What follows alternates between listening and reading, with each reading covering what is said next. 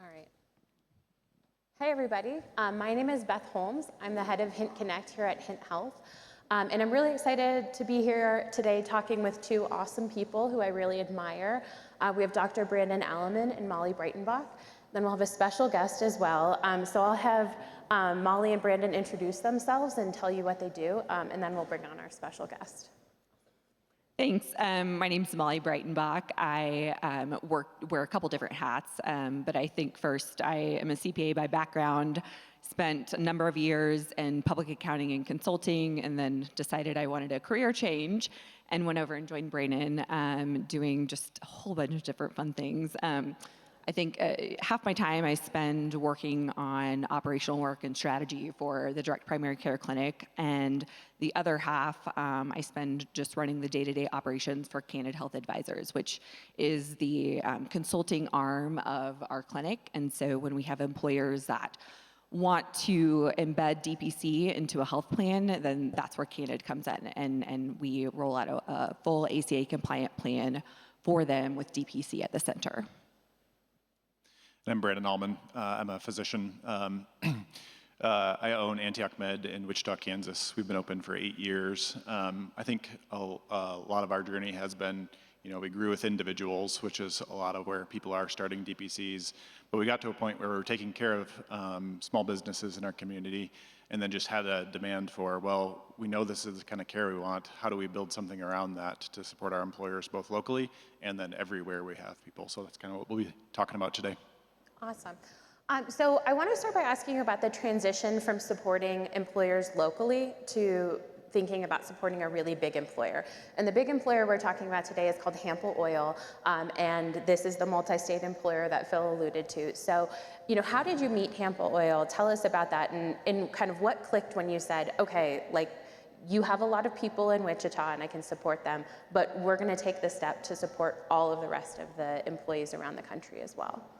Yeah, I think because they had, they're headquartered in Wichita, so it starts with a relationship. They knew another business that we take care of that we had kind of helped craft a plan for around DPC, and so they're interested. But this was a long conversation, so I think we started conversations with them in probably February, and then they didn't kind of make a change until January.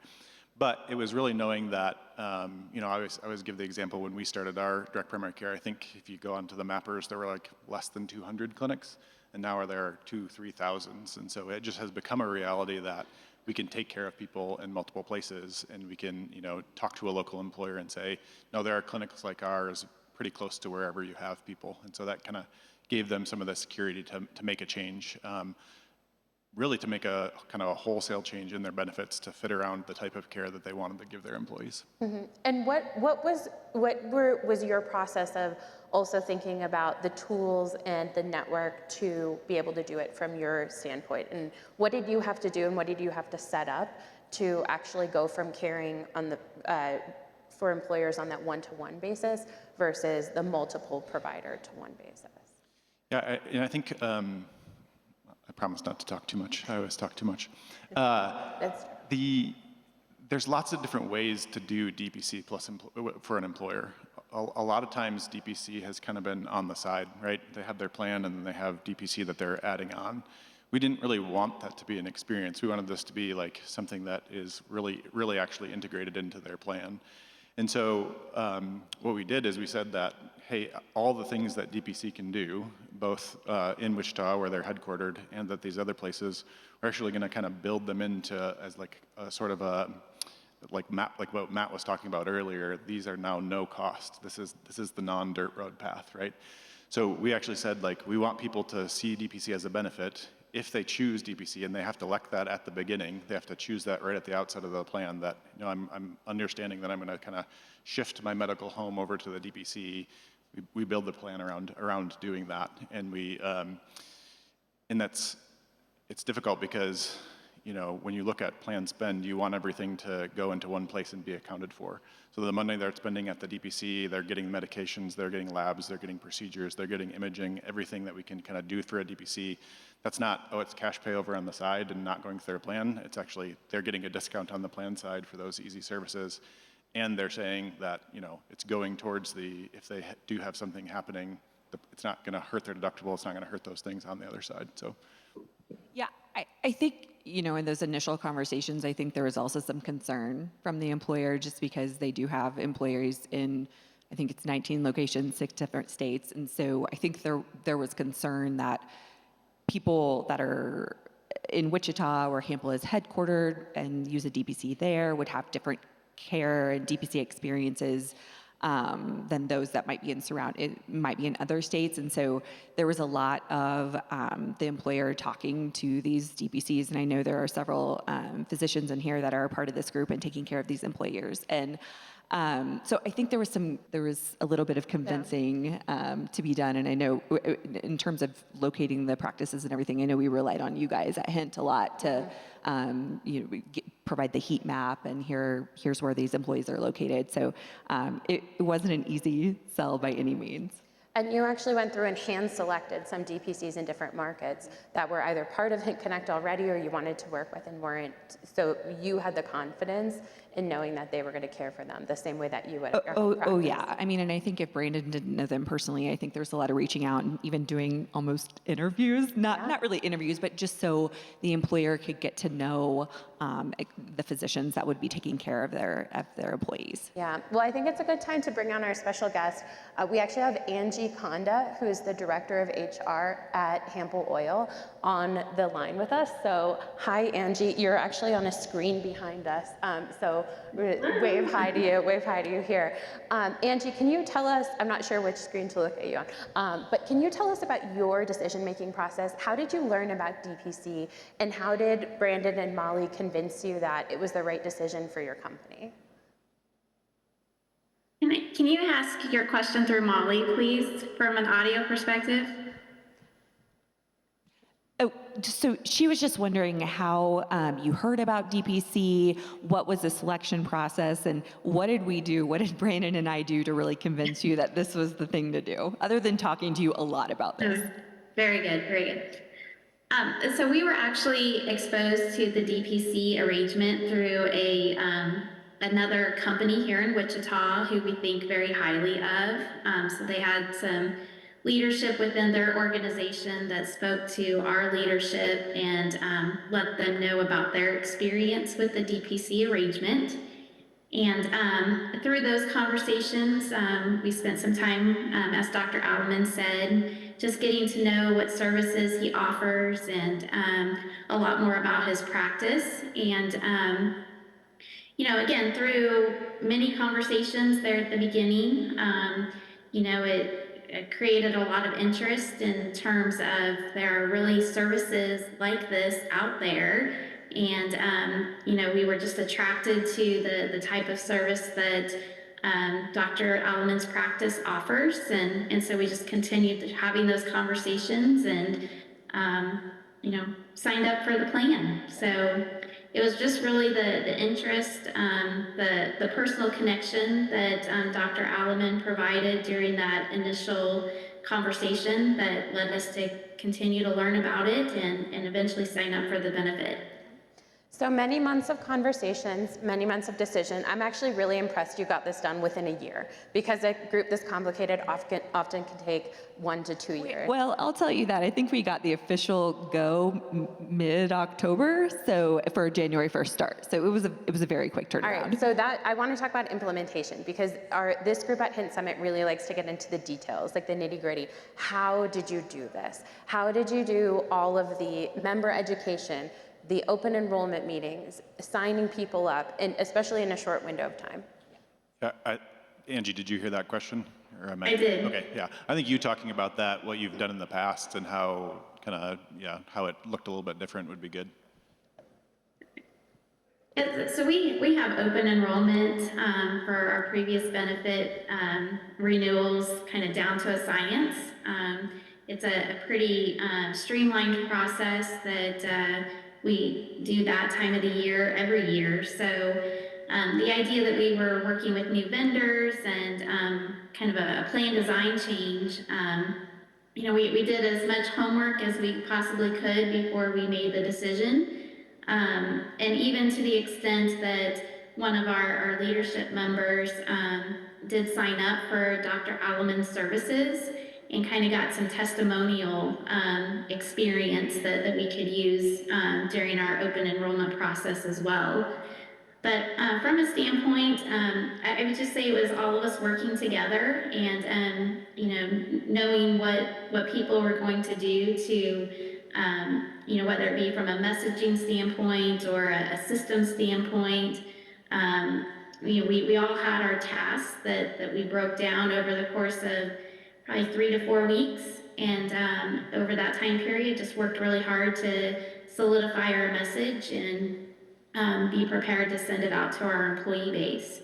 So when I say other vendors were involved, we did have services through a company that helped with crafting our message, and we were able to use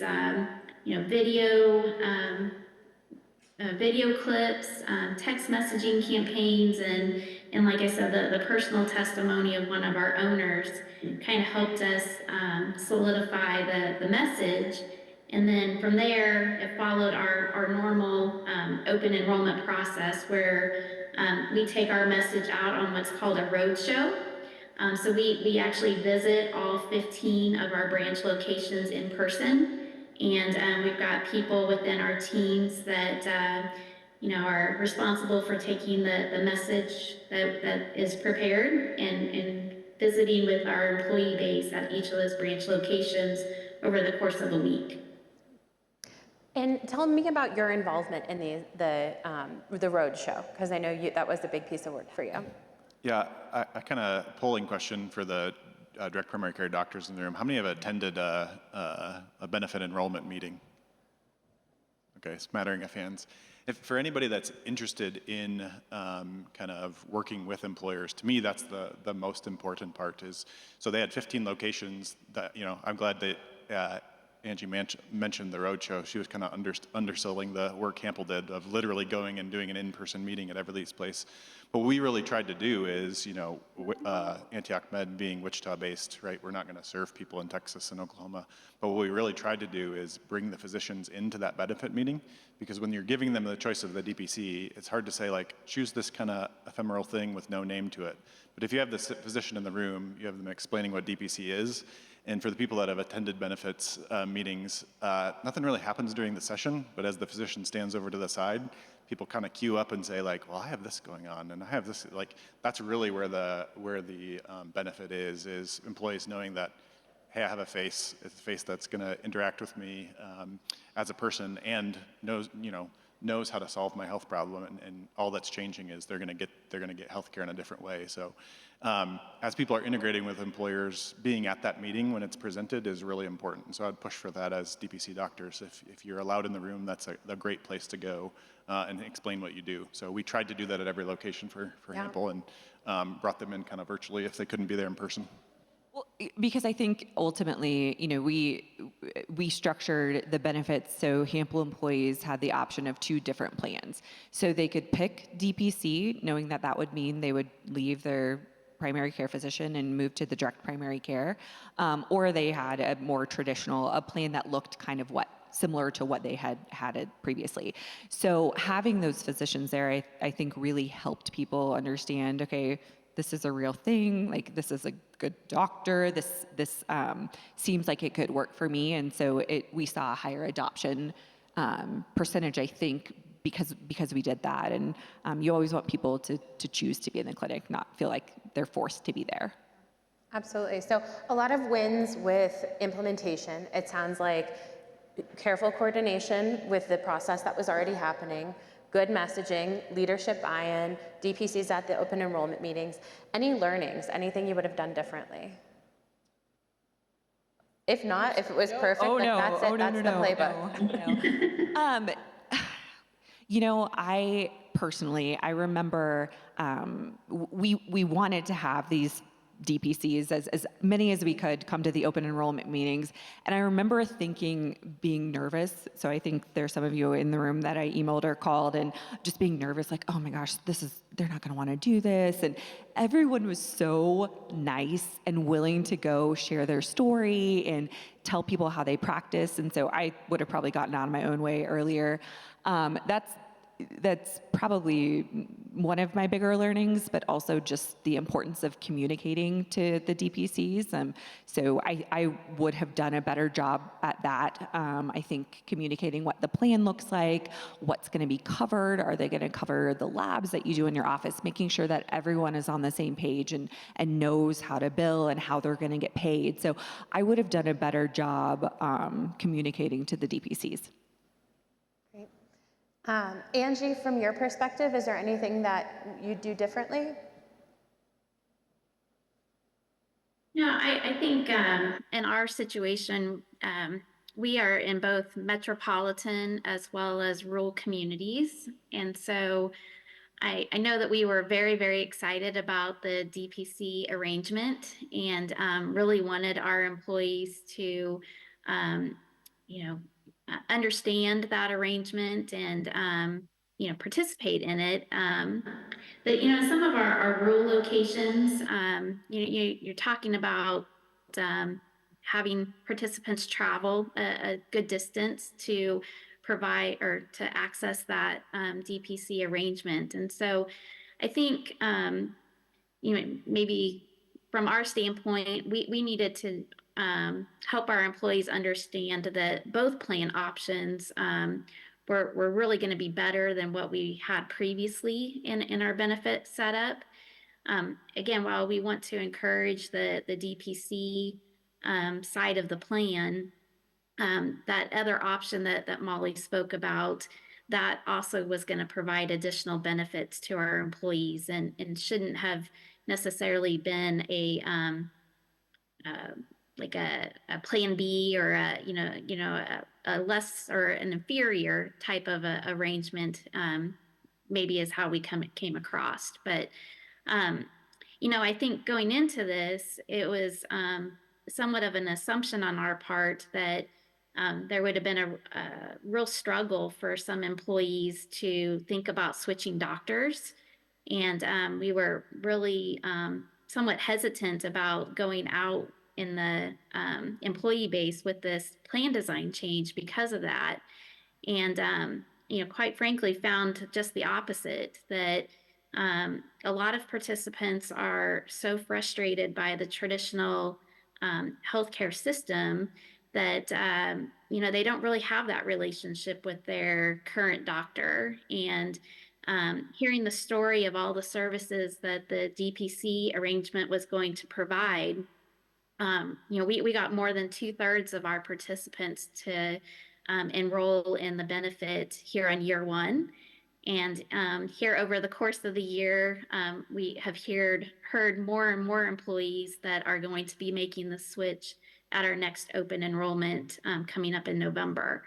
So, I think from our standpoint, while we may have thought that we were overselling, I think leaving it up to each individual employee to determine, are they willing to make that commute? Are they, willing to be a distance from their DPC provider, is something that, employers shouldn't just assume isn't going to work, because there's employees out there, there's participants out there that are willing to travel for those services just because they're not getting them in their current arrangement. That's really important. So we're 9.5 months in now. How is it going? What's the feedback been like? Angie, do you want to start? Yes, certainly. From my perspective, it's going great. Like I said, we've got over the initial setup issues and things like that were somewhat trying. But from the standpoint that employees are receiving quality care, we hear great feedback of services that our DPC providers offer to our participants. The idea that many of our participants can get prescription medications, there's no wait time, that the care and the follow-up is well beyond what they ever experienced in the traditional market. Those are all things that our participants are definitely enjoying, and still are a little bit in shock that it can actually work that way. I also think from a financial perspective, we're experiencing what we were told in that our claim activity is much less than what it would have been on our previous plan. So, that our weekly check runs are not nearly to the level that they were in the traditional market. And, we continue to look for savings. So, all of those things would point to the right direction that this is a viable solution for any employer that's really seeking to control their cost without having to give up quality care. I love that. Everything you say, Angie, I want to turn into a snippet and put it online. You're our new spokesperson. From a DPC and advisor standpoint, how are things going? Yeah, I think from the DPC perspective, 2024, we added a physician, kind of a physician PA husband-wife combo, and then just added another physician later in the year as well. So working with employers, like for people that want to grow, it's good from a DPC perspective. You can, as you bring on providers, you can fill them more quickly and kind of build them up and get them onboarded. So it's been great from that perspective for us. And then it's just nice to be able to take care of your community members and provide them a better benefit. So from the strictly the DPC side, hopefully it's been a win-win. So. Yeah, I think, especially like working with you on this plan, I mean, you're a provider yourself and own a clinic. I think, I know that DPCs want to get paid and they want to get paid timely. Sometimes there can be a lag in how claims are paid. So we wanted to figure out a way to make sure that we could get the DPCs paid very quickly. And so I think figuring that out, like how can we make that work and how can we make that work with the plan, I think was a learning. I think it's something that we've gotten a lot more under control now. If you are a physician on one of these plans and not getting paid, let me know. But I think that was certainly a learning, just because how a plan pays is going to be different than how an individual pays. Yeah, that's really important. We definitely want to leave time for audience questions. We have about 8 minutes. So I'd love to open it up now to see what people want to know. And Angie, you should be able to hear these because people will have microphones, but if not, we'll repeat the question for you. Okay. Our mic runner is running. So.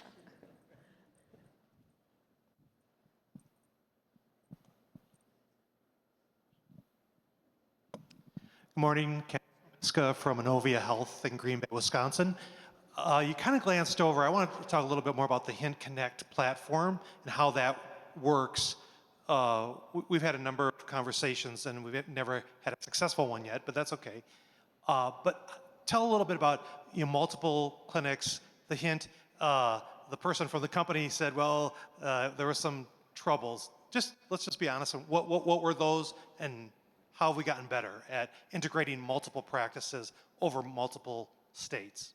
Yeah, I think the nice thing about Hint is it allows us to meet kind of practices where they're at. So there are some practices like, we don't know anybody out there. They're on Hint Connect. They've been used and great. We can kind of push a button and start. Kansas, many of the physicians in Kansas have been kind of hesitant to join something like Hint Connect, but they're willing to kind of work with us so they know us. But the technology allows both of those people. So we can push button, hey, we don't know a DPC, but we know this has been vetted and good. Great, Hint Connect allows that. But it also allows us to pay the ones who just want to work kind of directly with us. So from a strictly technology standpoint, I probably shouldn't talk about this because Molly's the one that actually does it. But that has worked well to kind of meet clinics where they're at that want to take care of employer patients. Yeah, I know as we were kind of going through the implementation and everything, we really leaned on Hint a lot, not only to do things like getting practices who maybe weren't on Hint Connect but interested on Hint Connect, but also like you mentioned, just if it wasn't something that they were interested in, it was totally fine. Like we were able to structure it in such a way that allows everyone to get paid timely. I think, from a billing perspective and just a general administration perspective, Hint is very easy to use. I get, a listing of who's eligible and terminations and things like that. And it's literally just a matter of pushing a couple buttons, and then that gets pushed out to all the individual practices. So very, very easy to use. And again, we relied on you guys a lot to kind of help us with that initial lift. Yeah. And from the kind of the TPA perspective, they're getting one consolidated invoice for all DPC activity. So all memberships, I can't use the word ancillary anymore after the earlier talk, but all additional services happening through the DPC.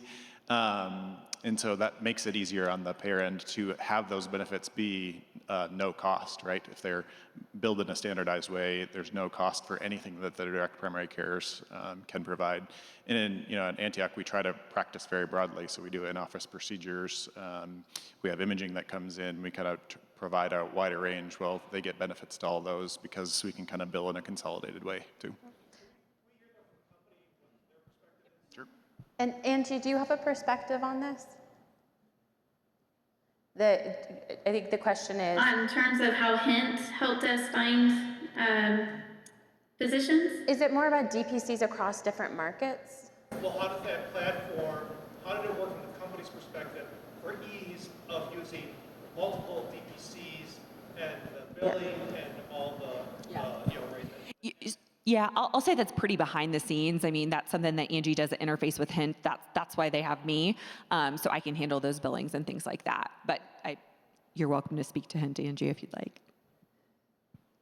No, I mean, from what I saw from the seat that I sit in, I would let Molly know that I've got an employee group in a certain location, and within a very short period of time, she would be able to identify providers in the area, and we would be able to talk about travel time and the credentials of those individuals and those kind of things. So whatever information is within Hint, it served our needs to be able to find providers in the area that our employees were in, to be able to access services. Other questions? We have one over here.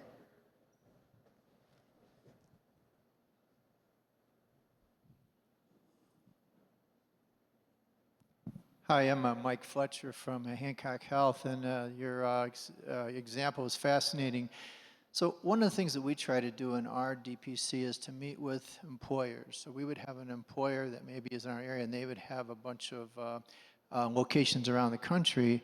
And my question is, how do you then aggregate, standardize and aggregate data so you can meet with the employer and show them across their all their employees, they have, whatever data you're looking at, whether it's clinical data or whether it's other outcomes data. How do you aggregate that and then share that back when you're working with multiple DPC practices? And then if the data points to clinical initiatives to improve something, how do you then work with multiple DPC practices to try to implement those changes to try to improve care or lower cost? Yeah, I think you've laid out the great 2.0 step in that. So not currently aggregating clinical data on that. I think the 1.0 solution is the check run that she mentioned. Hey, are we delivering care and are the costs going down, right? That's 1.0. The next is, yes, we would love to do that. I think, if you pulled this room, each individual DPC is going to be at a different level of doing that. So we haven't made that a requirement of participating. Really, we're increasing access, increasing availability. Those are kind of down the road steps of where we want to go. I think one thing we do now is specific to pharmacy data. So we can get a listing of all pharmacy claims by member, by plan. And so just the other week, we were looking at, okay, let's look at all the DPC participants, what medications are being filled? Is there an opportunity that maybe a brand medication is being filled where there's a generic, and maybe we can work with that provider to see if we can get source medication in a different way. So we definitely have that data. Sometimes we're working a little bit, we can't think or be as proactive maybe as we would like to be. Sometimes it's a little more reactive, but that's certainly something that when you're on a full plan, you can see all prescription spend and what members are filling. Angie, do you have a perspective of the data you'd like to see or how it's going today? Yes, I would say that the data that's being referenced here is probably coming to us through our third-party administrator. As we are doing our quarterly claim reviews and talking about stop loss claims and those types of conversations, to me, that's where that data is being collected, and it's coming from our third-party administrator that is flagging that we might be able to do something about a certain population within our group. And then, obviously, Brandon and Molly and others that are working with our plan, can make some additional recommendations of plan design changes or something like that that we would need to look at that would help with that claim activity. Well, I think we're at time now, so thank you so much for being here. Angie, thank you so much for joining us. Thank you, Angie. It's great to have you. And thanks everyone for your questions. And they'll be around for you to ask more questions throughout the summit.